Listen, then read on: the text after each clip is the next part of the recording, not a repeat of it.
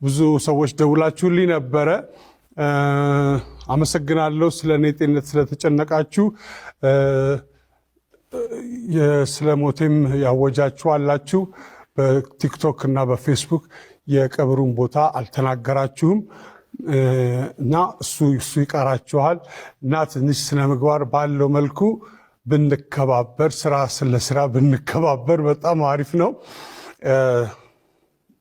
ታሟል ሲባል ሞተ፣ ሞቷል ሲባል ተቀበረ፣ ተቀበረ ሲባል ተነሳ። እነዚህ ወሬዎች ትንሽ ያስቸግራሉ። እኔ እዚህ ሳገለግላችሁ እኔ ነኝ፣ ለቤተሰቡ ግን ደግሞ በጣም አስፈላጊ ሰው ነኝ። እናንተ ለቤተሰባችሁ እንደምታስፈልጉት ሁሉ ማለት ነው። ስለዚህ የምትጽፉትን ጽሁፍ አስቸጋሪ ሊሆን ስለሚችል ጥንቃቄ አድርጉ። አይን ቢጫ ሆኗል እና ይሄ ነገር ምንድን ነው ችግር አለ ወይ ብሎ የዛሬ 2 ዓመት ነው ባይዘወይ እና ለረጅም ጊዜ ህመም ውስጥ እንደነበረ ነው እንግዲህ የሚያሳየው። ከባድ ነው እንግዲህ ግን እንዳያችሁት አሁንም በውስጡ ይዞ ፈገግ ብሎ ፕሮግራሙን ድምፁን ራሱ ሲያወጣ እየታገለ ነው ያስታውቃል። ግን ስቲል ጠንከር ብሎ ፕሮግራሞቹን ለመስራት ነው የሚያስበው እና ያ ነገር ነው እኛን እየሸወደን የነበረው እስካሁን። በጣም በጣም ያሳዝናል። ነፃነት ወርቅነህን እንግዲህ ኢቢኤስ ላይ ከትወና ስራው በተጨማሪ ኢቢኤስ ላይ በቃ ካሉ ዋና ሰዎች ውስጥ በቃ እሱ ነው አንደኛው። 3 ምርጥ ጋዜጠኞችን ጥራልኝ ብትሉኝ እኔ ምጠራላችሁ።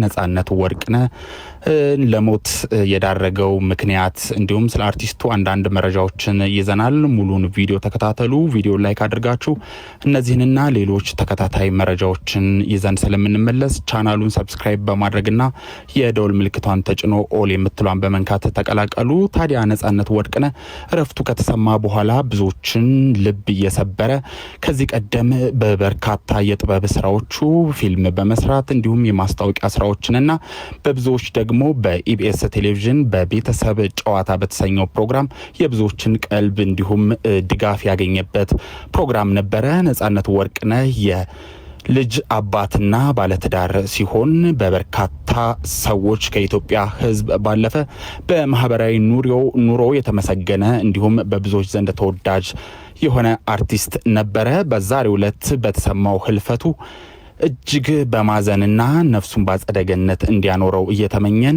ስለ ሞት የዳረገውንና አንዳንድ መረጃዎችን እንቀጥላለን። ታዲያ ነፃነት ወርቅነህ በኢንስታግራም ገጹ ህይወቱ ከማለፉ በፊት የገለጻቸው ነገሮች ነበሩ። ታዲያ በ300,000 በላይ ተከታይ ባለው የኢንስታግራም ገጹ ለመጨረሻ ጊዜ ከለጠፋቸው መልእክቶች መካከል እንደምትመለከቱት አንድ ሰው ምን አለኝ ብሎ ይጀምራል። ገንዘብህ እና ጤናህን ስታጣ ምንም አታጣም። ባህሪህን ስታጣ አንድ ነገር ታጣለህ። ሁሉንም ነገር ታጣለህ። ያንን አስታውስ። ገንዘብ ሊመለስ ይችላል፣ ጥንካሬም ሊገነባ ይችላል። ነገር ግን ባህሪ የማንነታችን መሰረት ነው። አጥብቀህ ጠብቅ፣ በታማኝነት ኑር እና ሌላው ሁሉም ወደ ቦታው ይወድቃል ሲል ተናግሯል። በሌላው ፖስቱ ደግሞ ፍቅር ሰው ሲሞት እንኳን አይጠፋም፣ ወደ ኋላ ይቀራል እና የማንቋቋመው ይሆናል በማለትም ገልጿል። ለመሆኑ ነፃነት ወርቅነህ ከነዚህ ልብ ካላልናቸውና ካላስተዋልናቸው የኢንስታግራም ፖስቶቹ ምን ተረዳችሁ? በተጨማሪም የመጨረሻ አንድ እንጨምርላችሁ። ነፃነት ወርቅነህ ይቀጥላል። ስህተት ነው። ሁሉን ሰው ቢያደርገውም ትክክል ነው። ማንም ሰው ባያደርገውም ይላል። ምናልባት ከጀርባው ቅኔ ይኖረው ይሆን? ጊዜ ይፈተዋል።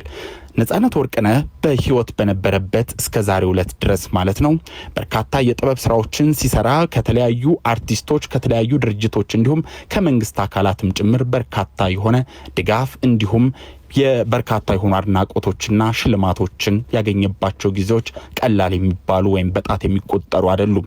ነፃነት ወርቅነህ ከልጅነቱ ጀምሮ በበርካታ የጥበብ ስራዎች ባለፈባቸው ወቅቶች በበርካታ የኢትዮጵያ ህዝብ ውስጥ ከገባባቸው እስከ ትላልቅ የጥበብ ስራዎች ድረስ እስኪሰራ በነበረበት ወቅት በባህሪው ምስጉን፣ በእምነቱ ጠንካራ፣ ለሰዎች የሚደርስ እንስፍስፍ፣ ለህፃናት ልዩ ፍቅር ያለው በተጨማሪም ሳቅና ጨዋታ አዋቂ አርቲስት እንደሆነ የሚታወቅ ነው።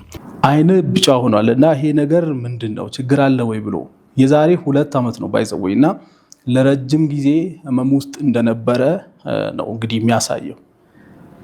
ከባድ ነው እንግዲህ ግን እንዳያችሁት አሁንም በውስጡ ይዞ ፈገግ ብሎ ፕሮግራሙን ድምፁን ራሱ ሲያወጣ ጠንከር ብሎ ፕሮግራሞቹን ለመስራት ነው የሚያስበው እና ያ ነገር ነው እኛን እየሸወደን የነበረው እስካሁን። በጣም በጣም ያሳዝናል። ነፃነት ወርቅነህን እንግዲህ ኢቢኤስ ላይ ከትወና ስራው በተጨማሪ ኢቢኤስ ላይ በቃ ካሉ ዋና ዋና ሰዎች ውስጥ በቃ እሱ ነው አንደኛው። 3 ምርጥ ጋዜጠኞችን ጥራልኝ ብትሉኝ እኔ የምጠራላችሁ በቃ ሰይፉ፣ አስፋው እና ነፃነትን ነው። ከዛ በኋላ እንግዲህ እነ ዮናስን፣ እነ ሉላ ገዙን፣ እነ እፀ ህይወትን ጠራላችኋለሁ እና እዚህ ጋር እንደምታዩት ለማመን ይከብዳል። አሁን እዚህ ጋር ካሉ 3 ሰዎች ካሉ 3 እንቁ ጋዜጠኞች ከሰይፉ ከነፃነትና ከአስፋው መሸሻ በዚህ ሰዓት በህይወት ያለው ሰይፉ ነው። እስቲ እንዴት ነው የምታምኑት? አሁን ይሄን ምን ብላችሁ ነው ማለት ለመቀበል ራሱ ይከብዳል።